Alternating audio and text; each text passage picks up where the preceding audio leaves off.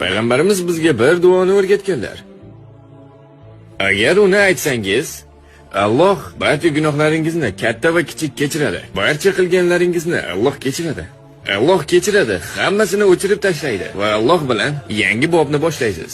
Bu qanday duo edi? Payg'ambarimiz sollallohu alayhi vasallam aytadilar-ki, kimki bu duoni 3 marta aytsa, "Man qala astaghfirullohal azim allazi la ilaha illa hu al-hayyul qayyum va atubu ilayh."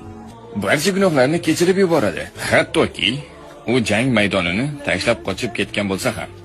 Nima uchun? Jang maydonini misol qilyaptilar.